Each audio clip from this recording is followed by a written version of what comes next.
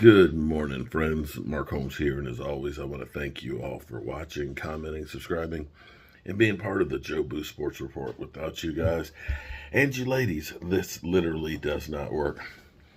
Well, the Jobu Sports Report's drive across the country continues. We'll be leaving Memphis, man. Hey, man, somebody said, I hope that somebody doesn't take that as you're being stereotypical. Listen, it's from the movie Hustle and Flow, okay? Because, it's hard out here for a pimp, man. And that's the way Terrence Howard would always say, man, okay? So I'm not trying to make stereotypes and stuff because, I got a crazy twang accent my damn self, okay? Sounds normal to me, but other people say, you got an accent. So it's been great. And it's almost been like a mirage because, it's like yesterday morning I woke up in Texas where all my exes are. The day before I was in New Mexico. Before that I was in Arizona and Vegas. And it's just like, this is all transpired in a week. And seeing the different countryside, it's nice being actually, on the eastern side of the country where you see trees and green, okay? Nothing against New Mexico or Arizona or Texas. Now, I did have tumbleweeds. Literally, I wish I could have gotten on camera because they were literally rolling right across the highway. I was just like, a tumbleweed. You don't see that on the East Coast. But it's nice to see the trees are actually coming to life. And you realize that spring is like a renewal. It's like, you've gone through the winter where everything looks dead and it's just decrepit and it's cold.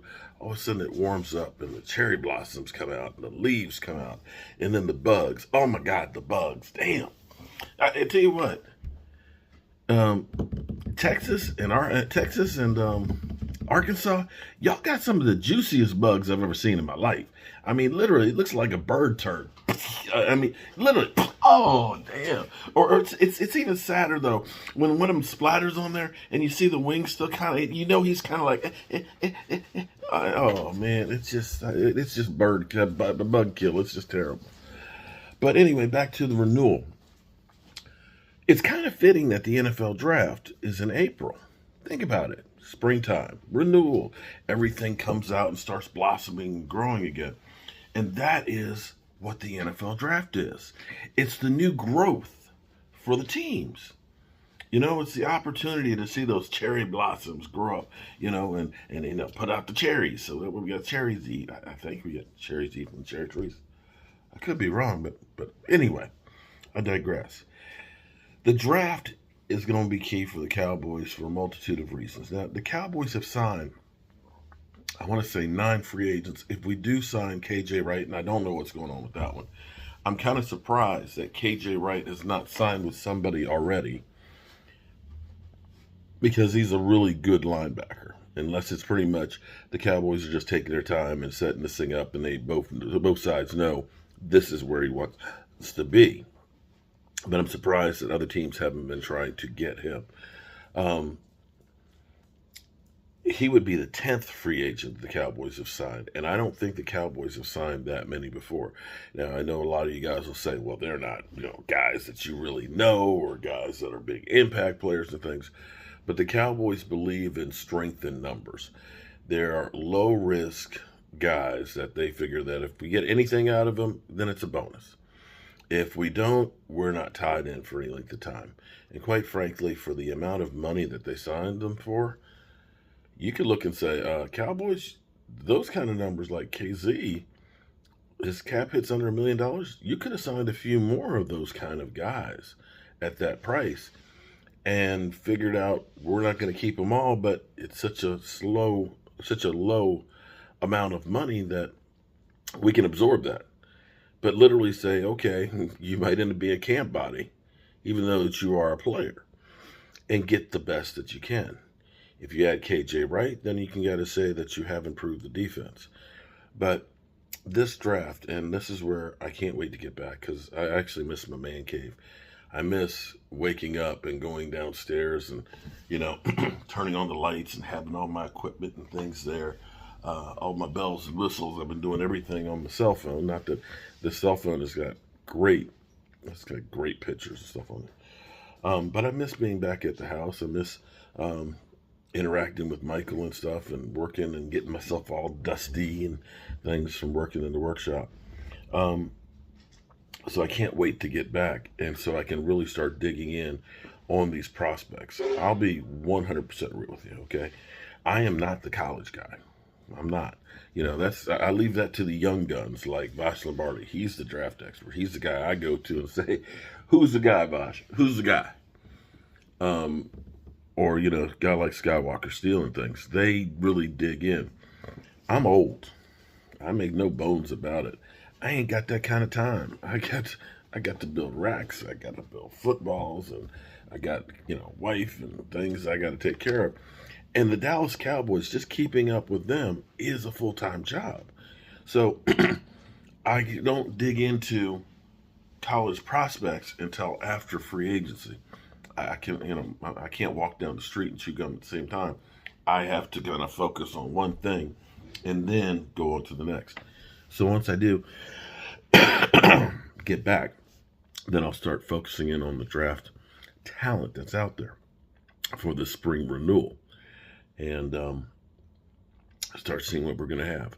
Now, if you're new here, last year I think we had a great draft show. We did some things that were a little bit different. We ended up having a Zoom in call.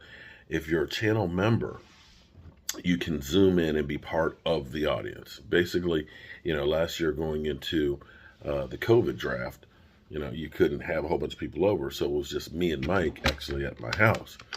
But we had about 40 of you guys that were part of the Zoom in call, so you were up on the screen. And then we, of course, had another screen set up for Philly 500 and his meltdown.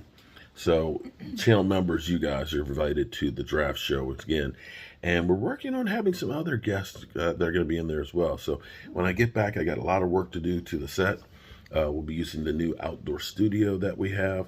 In fact, I've got a new piece that arrived while I was gone that I've got to work on putting in that's going to end up making it a lot better experience for you guys watching.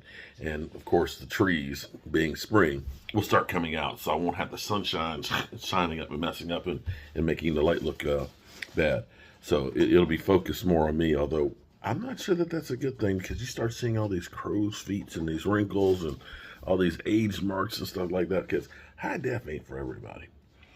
But as you can see, my daughter going back and forth. She's getting her gear and stuff together. Did you want me to take Leroy out? Or wait? Huh? Do you want me to take the dog out first? Before what? Before we go downstairs? Yeah, probably be good. Yeah, we've got a baby. We got a baby, Leroy. He's like a little baby. It's just he ain't got a diaper, but Lord knows you gotta feed him. You gotta walk him, and actually you gotta clean up his crap too, because can't leave the crap laying around. But I'm looking forward to getting back. I really do. I've loved seeing the countryside and all that. And shout out to everybody. Everybody's like, "Oh man, if I'd known you're gonna be in Memphis, I'd like to do a meetup." It's like, yeah, I'd like to do a meetup too, but not right now. Not right now. Now's not the time. I want to get my COVID shot, and I want to make sure that I don't give it to nobody else, and I'd like to make sure I don't get it. And this trip is, it's been really cool to spend so much time with my daughter. The ups and downs and everything else that you have of the roadway and, the emotions and everything else, it's been incredible. And everywhere we stayed, the hotels and stuff, the people have been so friendly and all that. And it makes you remember what the interactions with people used to be before COVID. And I hope that we get past this, because I would love for next football season to be able to go back to tailgating, to go back to having meet and greets and stuff, and do this journey over where we say, we're going to be in Memphis at such and such place. Come hang out. Let's do a live stream. Yeah. Look for better days. So with that being said, like I said, I'm so far behind. I don't know what's going on with the world. But once I get back, I can kind of catch my breath, and we'll go from there. I've got about 850 miles to go from home. And my daughter wants to do some more walking around and sightseeing and getting some barbecue, but I'm kind of like, I don't think the barbecue place is going to open up before 12, and I'm trying to get on the road. But for her, this is, it's work too, so we'll wing it. I'm trying to get back home because I'd really like to sleep in my own bed tonight. But we'll see. When you're a father, your needs are secondary. It's all about those kids. Whew. Appreciate each and every one of you guys. But we'll be back sometime between tonight and tomorrow at the Man Cave, and I can't wait. Whew. Appreciate you following along. Peace.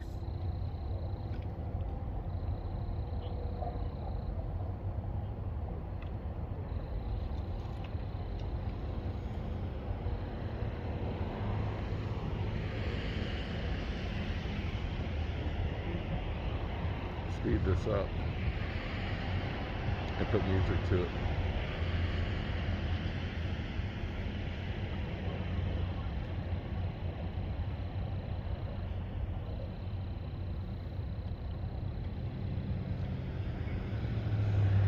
What's prettiest about this is actually the reflections on the water. Look at it.